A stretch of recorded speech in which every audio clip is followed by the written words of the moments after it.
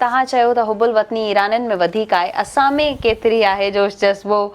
ख़ुदा न ख़्वास्ता करें अहिड़ी का सिचुएशन थिए पई त मैडम मुंहिंजे ख़्याल सां हुबुल वतनी जो दारोमदार उहो रियासत ते हूंदो आहे। जी तव्हां सां गॾु रियासत केतिरो थी बीहे वक़्त सां गॾु असां वरी पोइ रियासत सां बीहंदा।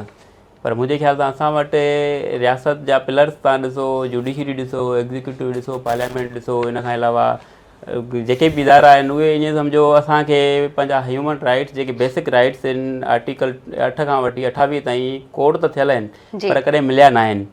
इन जे करे मूंखे नथो लॻे त को ख़ुदा न ख़ास्ता अहिड़ी सिचुएशन असांजे मथां आई त असां को मुल्क सां बीह सघूं था या असांजो माण्हू बीह सघे थो। उनजो रीज़न सिर्फ़ु इहो आहे त असांखे 24 कलाक सप्रेस कयो थो वञे असांजो जेको फंडामेंटल राइट्स आहिनि।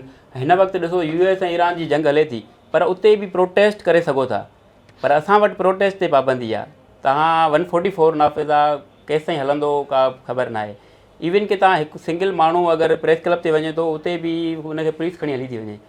त ज़ाहिर आहे तव्हां माण्हुनि खे ह्यूमन राइट्स ॾींदव, तव्हां उन्हनि खे फ्रीडम ऑफ असेंबली आहे, फ्रीडम ऑफ स्पीच आहे, उन्हनि खे तव्हां आज़ादी ॾींदव त तॾहिं तव्हां ॿुधी सघंदव, क्रिटिसिज़म बर्दाश्त कंदव, तॾहिं तव्हां सां आवाम बीहंदो, तॾहिं तव्हांजे मुल्क जो माण्हू तव्हां सां बीहंदो।